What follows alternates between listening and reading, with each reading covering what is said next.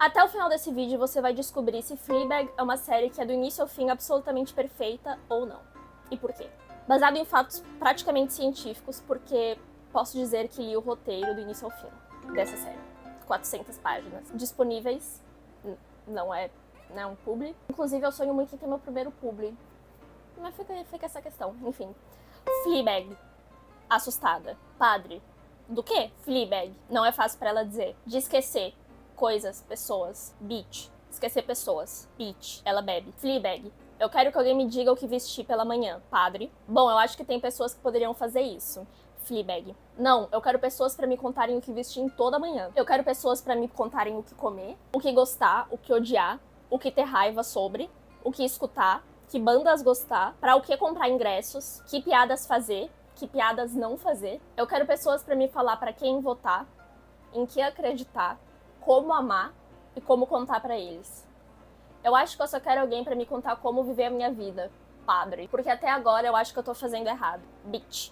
Eu sei porque as pessoas querem pessoas como você na vida delas. Porque você simplesmente fala pra elas como fazer isso. Você fala pra elas o que fazer. E o que elas vão conseguir no final disso tudo. E mesmo que eu não acredite em você e que cientificamente nada faça nenhuma diferença no final, eu ainda tenho medo. E por que eu ainda tenho medo? Simplesmente me diga o que fazer.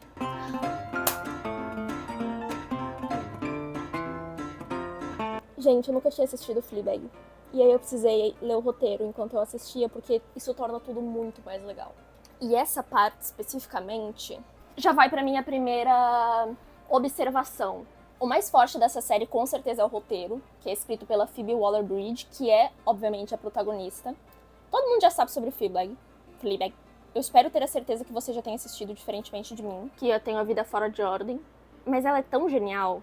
E, obviamente, o forte dela é tanto o roteiro. Eu acho que tem uma coisa muito no cinema, enfim, na televisão, nas séries e tal, sobre as coisas serem bem escritas, serem, tipo, bonitas, poéticas, versus as coisas serem absolutamente naturais e muitas vezes meio, tipo assim, usando poucas palavras e poucas reflexões bonitas, porque é difícil uma pessoa do nada, no meio da vida, conversando com os pais, conversando com ninguém, conversando com a quarta parede, chegar e falar uma reflexão que, tipo, vai mudar a vida de quem está vendo, que normalmente não é ninguém, nesse caso, como é uma série, são os espectadores. E mesmo assim ficar legal, ficar natural, e, tipo, você reconhecer que é escrito, obviamente, tipo, ela não ia soltar esse monólogo que eu falei aqui agora do nada. Às vezes a gente solta na vida, mas é meio raro, né? Porque, tipo assim, ela parou, ela escreveu, ela provavelmente reescreveu, pessoas olharam, teve todo um trabalho em cima disso. Só que mesmo assim é muito perfeito pro personagem. Eu não sei explicar como a série inteira é baseada na própria escrita dela. E ela foi escritora também de Clean Eve e participou de várias outras coisas legais, assim, em relação a esse trabalho dela, que é bastante solitário, de uma vida que é representada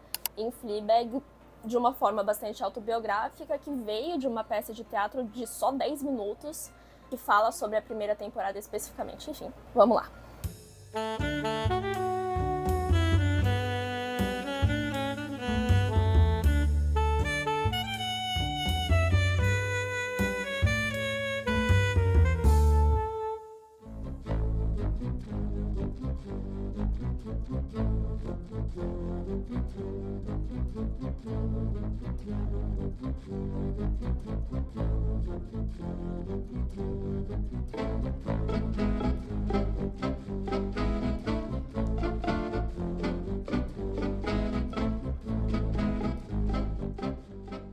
Como eu disse, esse vídeo aqui existe pra eu falar se Fleabag é absolutamente perfeita ou não.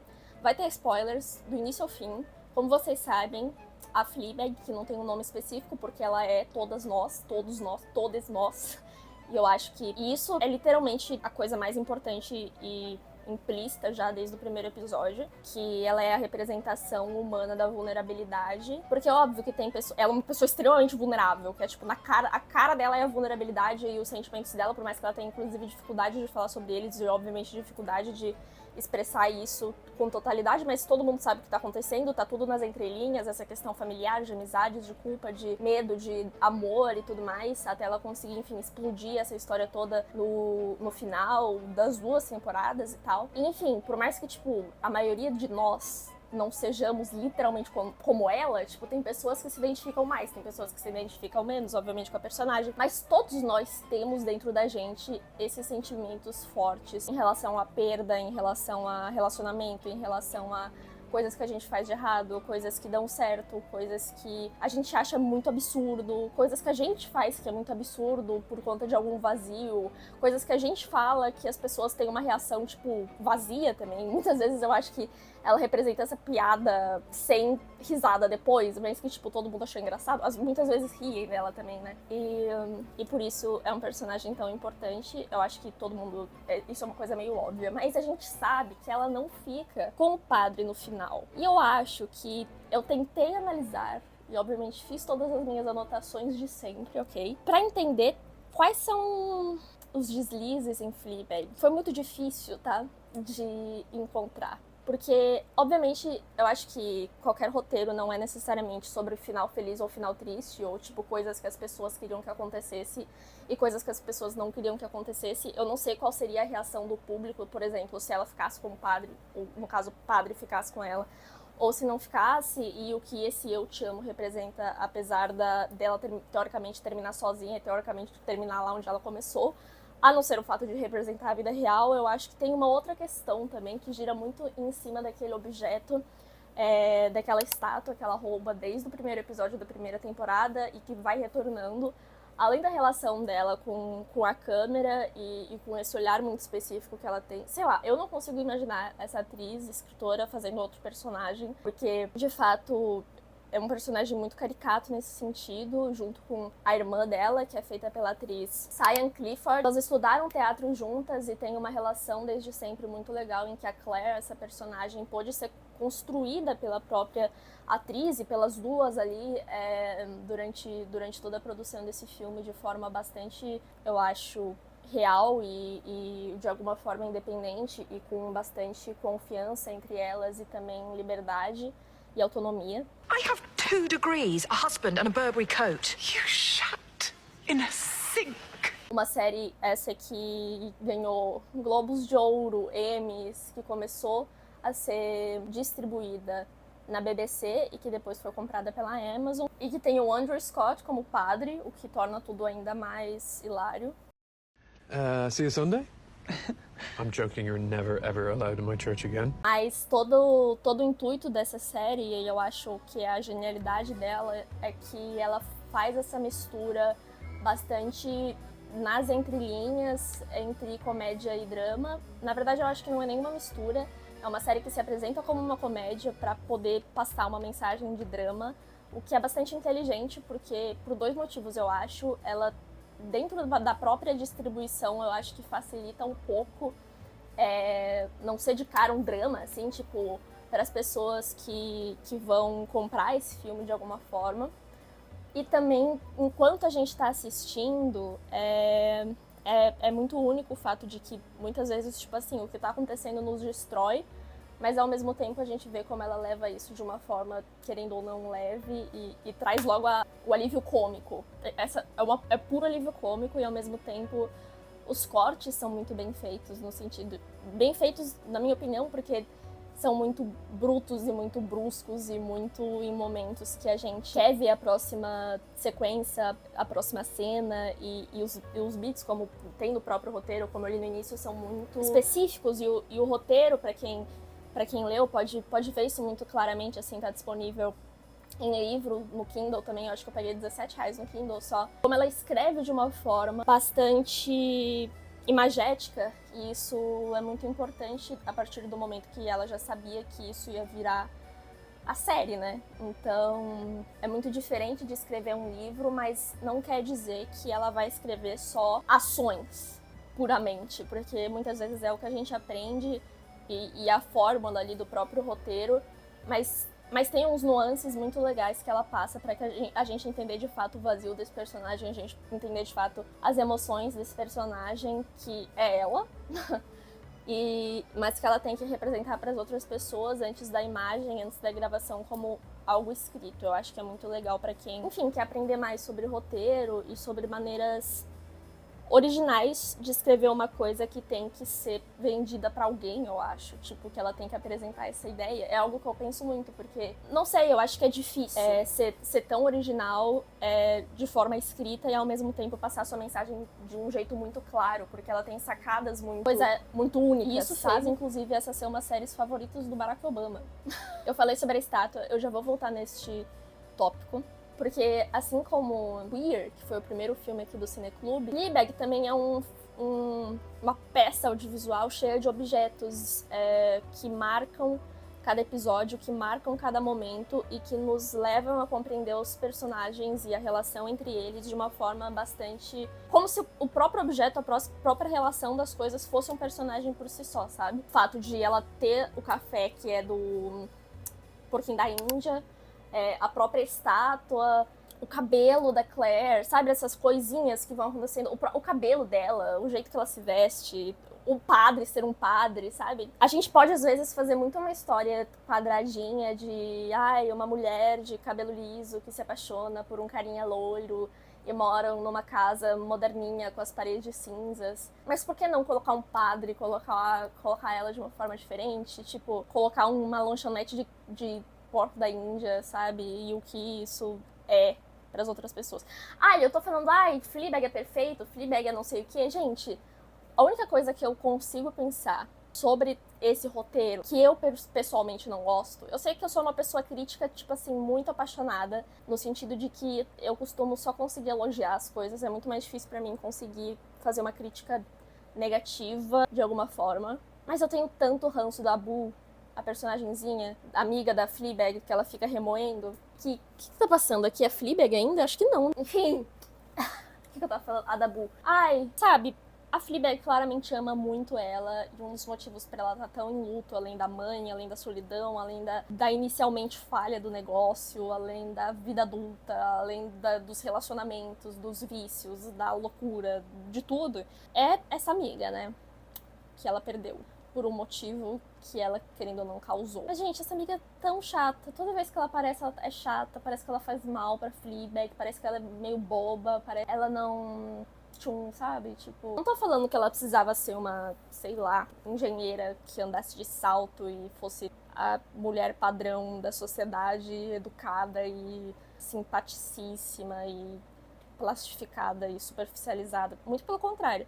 Mas a Fleabag podia ter uma amiga, tipo assim, que fosse feita pra ser amiga dela e que completasse ela e que fosse... Sei lá, eu acho que ela quis fazer, obviamente, um personagem que faria esse tipo de ação, mas de alguma forma foi um pouco pejorativo e foi um pouco preconceituoso, uma palavra forte, mas dentro do estereótipo da pessoa que vai atravessar a rua daquela forma, sabe? Tipo, destruída daquele jeito e sempre com o rímel todo caindo e sempre falando uma coisa meio nada a ver e sempre sendo meio vazia demais. Mas é alguém que sempre que aparecia e sempre apareceu num momento de dar significado pra história e de a gente entender porque a Fleabag vive daquele jeito que ela vive e sente as coisas que ela sente, se relaciona do jeito que ela se relaciona. Por que não criaram alguém que a gente pudesse querer que estivesse vivo ainda, sabe? Obviamente, vocês entenderam o que eu quis dizer, né? Tipo, dentro desse mundo fictício da série existindo. Obviamente não no mundo real.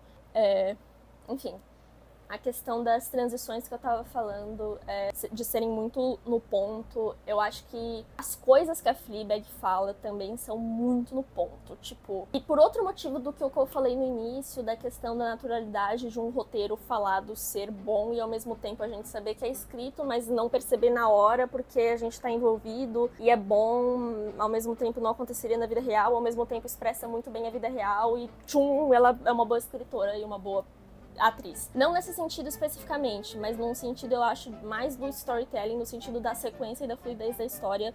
A gente assistindo, a gente querendo não tá pensando uma coisa que já aconteceu lá atrás, que tá no nosso subconsciente, a gente tá esperando uma coisa que vai acontecer no futuro. E aí, quando essas coisas se chocam, essa personagem principal, a protagonista, ela chega e fala exatamente aquilo que a gente estava pensando, somado a características da família dela que a gente não necessariamente sabia antes, mas a gente imaginava. Então é como se ela nos avisasse as coisas que vão acontecer, enquanto elas estão acontecendo. E isso mostra um entendimento completo que ela tem da própria história. E não que ela tire a nossa capacidade de interpretação, mas como se ela revelasse o nosso próprio subconsciente. Enfim... hard cut. Hard cut, parece o interior.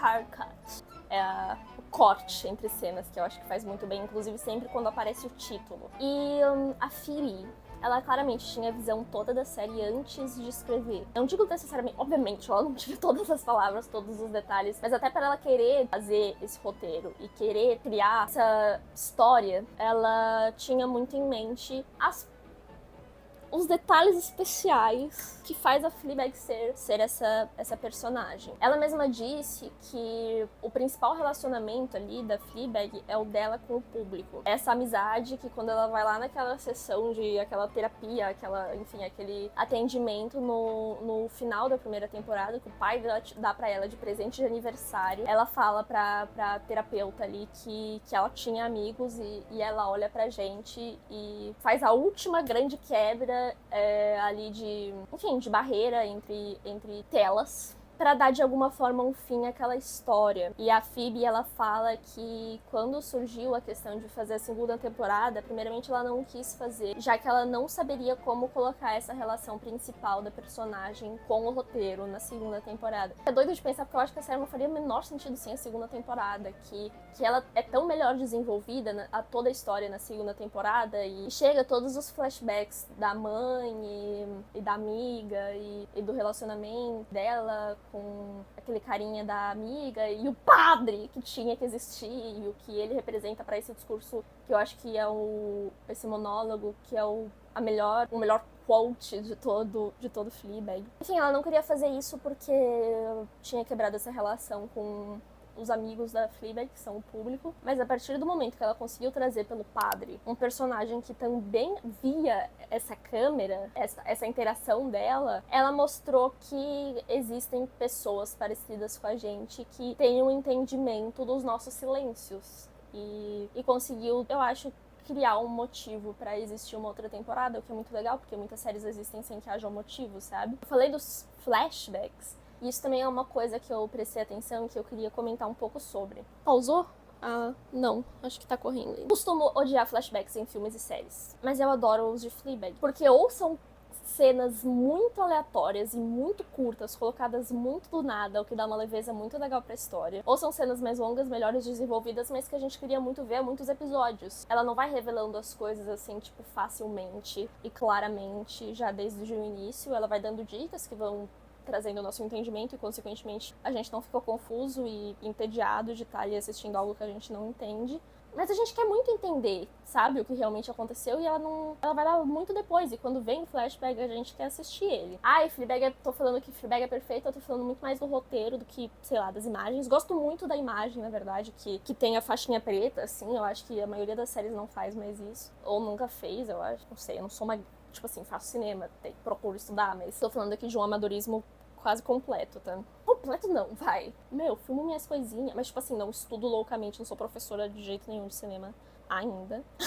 Sei lá, nunca diga nunca, né? Mas tá, não é isso que eu tô falando. O que eu tô falando? O que eu tava falando? Flashbacks. Acho que é isso aí. Acho que ela faz bem flashbacks. O que mais que eu tava falando? Deixa eu ver nos meus... Ai, gente, eu sonhei com a Fleabag, juro. Mas sabe quando você sabe que você sonhou e você não lembra muito bem o sonho? A gente se encontrava, tipo, num Beto Carreiro, vibes, assim. Aqui minhas anotações, eu escrevi que é muito legal que no roteiro tem várias partes que ela escreve em letra maiúscula. É que se vocês leem o roteiro, vocês veem que é literalmente a Fleabag escrevendo. É um roteiro que tem um sentimento muito único, não é nem um pouco plastificado. E eu acho que ele é tão valioso quanto a série, assim, sabe? Outro ponto. Agora eu vou ler meus pontos, tá? Toda a série é um pouco sobre o pai dela falar que ela é igual à mãe dela, mas a mãe dela não está mais lá. Ou seja, ela fica vivendo essa busca eterna que ela não encontra mais, enquanto o pai dela também enxerga essa personagem forte dentro dela. Ou seja, ela também meio que não é ninguém. A amiguinha Boo, o final trágico dela. É ao mesmo tempo uma hipérbole, ou hipérbole. Gente, qual que é a diferença entre hipérbole e hipérbole? Peraí. Hipérbole. É uma figura geométrica? Não. Hipérbole é a figura de linguagem que consiste na ênfase resultante do exagero deliberado. É uma hipérbole, tá? Uma contradição absurda. Mentira, uma hipérbole não é contradição absurda. Hipérbole é... Peraí. Hipérbole é exagero deliberado no sentido negativo. Hiper. O Cineclube também é aulas de língua portuguesa, tá? Hipérbole. Hipérbole não existe. Hipérbole não existe. Gente, hipérbole simplesmente não existe. Tá bom. É uma hipérbole, mas ao mesmo tempo é uma contradição. Eu não lembro mais o que eu tava querendo dizer que era uma hipérbole e uma contradição. Vamos voltar nas minhas anotações para ver. Ah tá, o fim da Bu. Então eu acho que é um exagero e uma contradição. Por que eu acho isso? Deixa eu lembrar. Porque ela tem esse fim porque ela queria viver.